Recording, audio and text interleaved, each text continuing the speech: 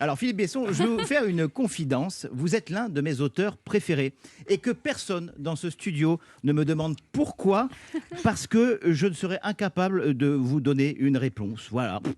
Ça ne s'explique pas. Hein. J'aime la blanquette de veau de ma mère. Pourquoi? Parce que c'est bon, tout simplement. Voilà. Parfois, les choses peuvent être si simples. Pas besoin d'analyse tordue du genre Philippe Besson. C'est avant tout le réveil de l'enfant qui sommeille au plus profond de nous. Non, vous êtes bon, Philippe Besson. Voilà, c'est comme la blanquette de veau de ma mère. Après, oui, effectivement, vous avez cette qualité, c'est de donner l'impression au lecteur que vous écrivez chaque livre un peu comme si vous écriviez sa biographie. Et ça, c'est troublant. Personnellement, j'ai toujours regretté de ne pas avoir écrit de journal intime. Eh bien, j'ai souvent eu l'impression qu'à la première page de vos livres pouvait figurer la mention toute ressemblance avec la vie d'un certain Laurent Barra est totalement involontaire de ma part. Dîner à Montréal, quelle merveille. Par exemple, c'est un roman d'amour sublime. Eh bien, qui n'a déjà pas croisé un amour sorti du passé en se demandant ce que cette personne était devenue, ce qu'elle faisait dans sa vie et surtout ce qu'elle pouvait trouver à son compagnon actuel, un grand américain dindé, d'une ingratitude physique incroyable comparé à moi, Philippe Besson, de toute évidence, en plus, selon les photos de Facebook de mon ex, il ne sait absolument pas s'habiller. Bref, pardonnez-moi, Philippe Besson, je m'égare. Revenons plutôt à votre œuvre et à ce qu'elle provoque chez nous.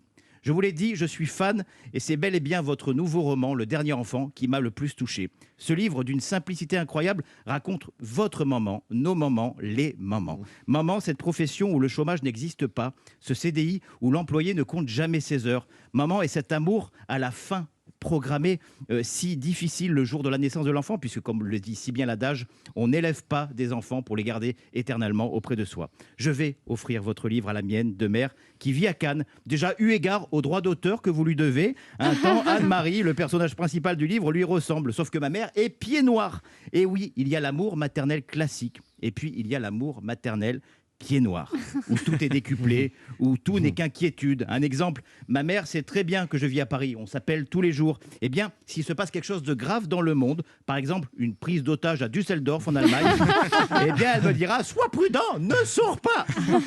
Alors imaginez dans l'état de zénitude dans lequel elle se trouve actuellement en période de pandémie mondiale. Je me suis souvent moqué de ça. J'ai souvent tourné en dérision son stress, et puis j'ai lu votre livre, Philippe Besson, et j'ai compris ma mère. J'ai compris le vide, le silence, la chambre d'enfant remplie de vieilles peluches et de posters de footballeurs marseillais que j'avais laissés derrière moi.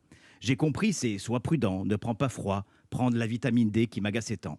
On peut avoir beaucoup de femmes dans sa vie, j'en suis la preuve vivante. Merci, Oh là là. Merci Philippe Besson de nous rappeler avec ce livre magnifique que l'on n'a qu'une seule mère et que même si, comme le chantait Léo Ferré, avec le temps va, tout s'en va, où que l'on soit, c'est toujours vers elle que l'on revient. Avec le temps. Ah la patate. Oh, alors ça vous a ému? Oui, c'est émouvant, je trouve. Oui, oui, ça m'a accueilli. Je trouve que c'est très joli ce que vous avez dit. C'est vrai que le premier amour quand même qu'on a, c'est pour une mère. Enfin, je veux dire, le premier mouvement amoureux qu'on a, notre premier grand amour dans une vie, c'est pour notre mère. Voilà. Ouais, enfin après les mecs, il y en a qui sont traumatisés de leur mère et tout. Oui, sans doute. Ah, mais ça reste. Je veux dire, vous en parlez quand il arrive, voilà, c'est arrivé. C'est ça qui s'est produit. Et puis, oui, voilà, elles sont encore là quand même. Voilà.